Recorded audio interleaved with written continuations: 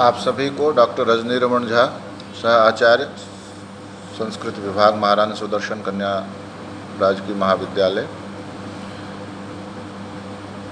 बीकानेर का नमस्कार प्राप्त हो। कल हमने वैदिक सूक्त कुसुमांजलि के क्रम में वेदों के बारे में थोड़ा अध्ययन किया था और यह जाना था कि ऋग्वेद कितना महत्वपूर्ण वेद है और इसमें जो अलग अलग 10 मंडल हैं और उसके अलग अलग सूक्त हैं, उनके अनुसार ही अपने को इसमें अध्ययन करना है। तो आज हम अग्नि सूक्त का पारायण करते हैं। कल हमने पढ़ा था कि अग्नि सूक्त या कोई और सूक्त हो, उसमें क्या क्या बातें ध्यान करने योग्य होती हैं। एक तो कौन से मंडल का है, तो इसमें बताते हैं कि यह ऋग्वेद के प्रथम मंडल का है। सूक्त भी प्रथम ही है और यह अग्नि सूक्त है। इसके देवता अग्नि हैं, ऋषि विश्वामित्र हैं और छंद गायत्री है। इतनी बातों का स्मरण हमें रहना चाहिए। तो इससे क्या होगा कि जो 2 अंक वाले प्रश्न आते हैं, 10 प्रश्न जो होंगे, उसमें जैसे पूछा जाए कि अग्नि सूक्त के रचयिता के ऋषि कौन है, तो अग्नि सूक्त के ऋषि विश्वामित्र हैं। अग्नि सूक्त कौन से मंडल का है, तो अग्नि सूक्त प्रथम मंडल का है। कौन सा सूक्त है, प्रथम सूक्त है। अग्नि सूक्त में कौन सा छंद है, तो गायत्री छंद है। इस तरह से प्रश्न बन सकते हैं 2-2 अंकों वाले। तो वह इसलिए हम पूरी तरह याद होना चाहिए। दूसरी बात, जब हम व्याख्या करते हैं मंत्रों की, तब भी इन बातों का उल्लेख आवश्यक होता है। उसके बिना बाकी व्याख्या अधूरी मानी जाती है। इसलिए भी हमें वेदों में से कौन से मंडल का और कौन से सूक्त का हम अध्ययन कर रहे हैं, कौन से ऋषि हैं, कौन से देवता हैं और कौन सा छंद है, यह अपने को बिल्कुल स्मरण होना चाहिए। तो अब आगे चलते हैं, अग्नि सूक्त का पारायण करते हैं। क्या कहा? अग्निमीळे पुरोहितं यज्ञस्य देवमृत्विजं होतारं रत्नधातमम्। क्या कह रहे हैं कि यज्ञस्य पुरोहितम देवम, जो यज्ञ का पुरोहित देव है। पुरोहित देव मतलब जो सबसे पहला, पुरोहित कहते हैं जो आगे बढ़कर धारण करता है। पुरः हितम, आगे बढ़कर जिसने धारण किया। तो पुरोगत्वा आधत्ते, जो आगे बढ़कर धारण करता है, तो पुरोहित हो गया। तो यज्ञ का जो पुरोहित है वह देव अग्नि है। तो यज्ञ का पुरोहित कैसे हुआ? पुरोहित तो कोई और होता है, यज्ञ और करवाता है कोई। तो यह एक आलंकारिक प्रयोग माना जाता है कि यज्ञ में जो कुछ भी हम डालते हैं, जो भी हम समिधा, चरु इत्यादि आहुति देते हैं जिसकी, वह सर्वप्रथम अग्नि को ही जाता है और अग्नि के माध्यम से उन देवों को जाता है जो जिनके नाम से वह आहुति दी जाती है। इसलिए पुरोहितम, आगे बढ़कर धारण करने वाला वही हुआ, वही ले जाने वाला है। तो इसलिए वह पुरोहित है। यज्ञ का पुरोहित देव है जो ऋत्विज है। जो ऋत्विज कहते हैं जो ऋग्वेद के अनुसार यज्ञ कराता है, वह ऋत्विज है। तो अग्नि ही ऋत्विज है, ऐसा माना गया। ऋत्विक बोलते हैं उसको। वैसे तो व्यक्ति भी होते हैं, लेकिन अग्नि को भी कह दिया क्योंकि ऋग्वेद के मंत्रों के अनुसार जो आहुतियाँ डाली जा रही हैं वो अग्नि में ही डाली जा रही हैं। अतः अग्नि भी ऋत्विक हो गया। होतारम, यह होता है। होता किसको कहते हैं? ऋग्वेद का जो गायक है उसको होता कहते हैं। तो इसको भी हवन करने वाले को भी होता मानते हैं। तो ऋषि जो है वह अग्नि को भी होता मान लेता है, हवन करने वाला मान लेता है, क्योंकि हवन की सामग्री उसी में पड़नी है। रत्न धातमम, बहुत से रत्नों को उसने धारण किया हुआ। रत्न से यहाँ तात्पर्य होगा फल से। जो यज्ञ करते हैं वह किसी फल के उद्देश्य से करते हैं तो वह फल देने वाला है, इसलिए रत्न धातमम, रत्न को धारण करने वाला है। ऐसे अग्नि की, अग्नि पुल्लिंग है, ध्यान रखिएगा, संस्कृत में अग्नि पुल्लिंग है, तो ऐसे अग्नि की हम ईड़े पूजा करते हैं। अग्नि पूर्वे भी ऋषिभिर्ड्यो नूतनेरुत स देवाम एह वक्षति। अग्नि जो है वह पूर्वे भी ऋषि भी, पहले के ऋषियों के द्वारा इड्य, उसकी पूजा की गई थी।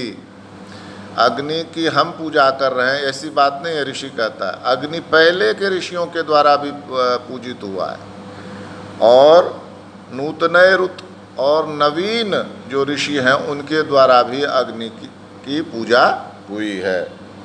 स देवाम एह वक्षति, वह देवाम एह वक्षति, देवताओं को यहाँ ले आए। जो हम यज्ञ कर रहे हैं अग्नि की, यज्ञ कर रहे हैं और अग्नि में आहुति डाल रहे हैं और अग्नि की स्तुति कर रहे हैं, तो इस अग्नि की स्तुति केवल हम ही नहीं कर रहे हैं, पहले के ऋषियों ने भी अग्नि की स्तुति की थी और नवीन ऋषियों ने भी अग्नि की स्तुति की है, तो वह देवताओं को यहाँ ले आए। अग्निना रयिमश्नवत पोषमेव दिवे दिवे, अग्नि के द्वारा रयिमश्नवत, रयिमश्नवत कहते, रयि कहते हैं धन को, अग्निना रयिमश्नवत, अग्नि के द्वारा दिवे दिवे प्रत्येक दिन, पोषम, पोषम मतलब पोषण को प्राप्त होने वाले, बढ़ने वाले, और यशसम, यश को प्राप्त होने वाले, वीरवत्तमम, पुत्र भृत्य आदि वीरों से युक्त रयिम, धन को अश्नवत प्राप्त करता है। क्या अर्थ हुआ कि जब आप अग्नि की पूजा करते हैं तो प्रतिदिन पोषम, बढ़ने वाला, दूसरा यश, यश युक्त, तीसरा वीर पुत्र भृत्य आदि से युक्त धन को प्राप्त करता है। कौन? वह यजमान जो यज्ञ करता है, यानी धन के रूप में उसको जो धन प्राप्त होता है वह केवल वही प्राप्त नहीं होता है, वीर पुत्र भृत्य नौकर चाकर सहित वह धन प्राप्त होता है। और धन भी कैसा? पोषम, बढ़ने वाला, यशसम, यश से युक्त। ऐसा नहीं है कि लोग धन कमाते हैं ना तो कहते हैं बहुत ज़्यादा पैसे वाला जो होता है तो तुरंत लोगों के मुंह से निकलता है कि ये तो 2 नंबर का पैसा है, तो उस पर कलंक चढ़ जाता है। तो कहते नहीं, अग्नि की उपासना से जो धन प्राप्त करते हैं वह धन यश वाला होता है, यश युक्त होता है। अग्नेयम यज्ञमध्वरम विश्वतः परिभूरसी स इद्देवेषु गच्छति। हे अग्नि, यम अध्वरम, जिस अध्वर को, अध्वर कहते हैं, 2 तरह के यज्ञ बताए गए हैं इसमें। अध्वर जो जिसमें हिंसा नहीं होती, तो उस हिंसा रहित यज्ञ को, पशु बलि आदि पड़ा पहले हुआ करते थे तो उसको अच्छा नहीं माना गया। तो अध्वर क्या? जो हिंसा से रहित यज्ञ है उसको विश्वतः सभी दिशाओं से परिभू प्राप्त करने वाले हो। हे अग्नि, तुम कैसे हो? तो तुम हिंसा रहित यज्ञ को सभी दिशाओं से प्राप्त करते हो, यानी पूरब में भी व्यक्ति यज्ञ कर रहा है, पश्चिम में भी व्यक्ति यज्ञ कर रहा है, देश के किसी भी कोने में व्यक्ति यज्ञ कर रहा है। तो यज्ञ यदि कर रहा है तो उसके लिए अग्नि की आवश्यकता है। तो यही कह रहे हैं कि हे अग्नि, तुम हिंसा रहित यज्ञ को सभी दिशाओं में, सभी जगह पर प्राप्त करने वाले हो। स इत देवेषु गच्छति, ऐसा वह अग्नि देवेषु, देवताओं के पास जाता है। अग्नि यज्ञ के लिए आवश्यक है और वह सभी दिशाओं में लोग यज्ञ कर रहे हैं, तो सभी दिशाओं में अग्नि यज्ञ को प्राप्त कर रहा है। और वह अग्नि यहाँ से जहाँ यज्ञ हो रहा है कहाँ जाता है? इत देवेषु, देवताओं के लिए जाता है। क्या मतलब हुआ? यह माना जाता है कि जो आहुति यज्ञ में डाली जाती है वह आहुति अग्नि के ही माध्यम से कहाँ पहुँचती है? देवताओं तक। जैसे इंद्र के नाम से कोई आहुति डाली तो इंद्र तक कैसे पहुँचेगी? अग्नि के माध्यम से। तो ये अग्नि जब लेकर जाएगा उस आहुति को, तभी तो वे देवता उस भाग को प्राप्त करेंगे, उस आहुति को प्राप्त करेंगे। इसलिए कहा कि हे अग्नि, तुम सभी दिशाओं को व्याप्त करके स्थित हो, और यहाँ से वह अग्नि कहाँ चला जाता है? देवताओं के पास चला जाता है। अग्निर्होता कविक्रतुः सत्यश्चित्रश्रवस्तमः देवो देवीभिरागमत्। अग्नि कैसा है? होता है, हवन का निष्पादन करने वाला। कविक्रतुः यज्ञ में वह कवि है, सर्वज्ञ है, बुद्धिमान है, प्रशंसनीय है, और उसकी प्रतिभा, क्रतु, उसकी जो प्रतिभा है, योग्यता है, वह पूरी तरह से उसकी है। मतलब वह सर्वज्ञ भी है और प्रतिभा से युक्त भी है। ये इसका अर्थ हुआ कविक्रतु का। सत्य, और वह सत्यवान है। अब अपनी जो उसकी फल देने की क्षमता है, वह फल अवश्य देता है, झूठा सिद्ध नहीं होता वह। तो यह सत्यवान है। और चित्रश्रवस्तमः, चित्रश्रवस्तमः विविध प्रकार की कीर्ति से युक्त है। चित्र विविध प्रकार की, श्रवस कीर्ति से युक्त है। विविध प्रकार की कीर्ति से युक्त है का क्या अर्थ हुआ? इसका सीधा सा अर्थ यह हुआ कि चूँकि मैंने मान लीजिए जो यज्ञ किया, मान लीजिए मैंने राजसूय यज्ञ किया, और किसी ने वाजपेयी यज्ञ किया, और किसी ने अश्वमेध यज्ञ किया, किसी ने गार्हपत्य, किसी ने और कोई यज्ञ किया, तो सबके फल अलग अलग हैं। तो सबके फल अलग अलग हैं, तो सब अलग अलग तरह से अग्नि की प्रशंसा करेंगे। तो इसीलिए कहा कि अलग अलग तरह की कीर्ति से युक्त है यह अग्नि। देवो देवेभिरागमत्, वह अग्नि देवे भी, देवताओं के साथ, अगमत, यहाँ आ जाए। जिस अग्नि के बारे में कहा कि वह हवन करने वाला और वह सर्वज्ञ है, प्रतिभा से युक्त है, और सत्यवान है, और उसकी कीर्ति अनेक प्रकार की है, उस अग्नि के लिए कहा कि वह देवताओं के साथ यहाँ आ जाए। क्योंकि जो हम यज्ञ कर रहे हैं उसमें देवताओं के नाम की आहुति डाल रहे हैं, तो वे देवता यदि हमारे यज्ञ में आ जाते हैं तो हमारा यज्ञ क्या हो जाएगा? सफल हो जाएगा। इसलिए देवे विरागमत ऐसा कहा। यदंग दाशु से त्वम अग्ने भद्रम करिष्यसि तवेतत् सत्यमंगिरः। हे अंग, अंग मतलब हे, जब संबोधन करते हैं तो अंग शब्द का प्रयोग करते हैं। हाँ, अंग, अंग अग्ने, हे अग्ने, यत् तुम दाशु से भद्रम करिष्यसि, तुम दाशु से, जो तुम्हें हवि का दान करते हैं, उसका भद्रम करिष्यसि, उसका तुम कल्याण करते हो। तत् तव इत, तो वह जो कल्याण है वह तत्तव, ये आपकी वो है। तत्तव, वह जो कल्याण करते हैं वो वास्तव में आपका गुण है। तत्तव। अंगिरा, हे अंगिरा, सत्यम, सत्य कहते हैं कि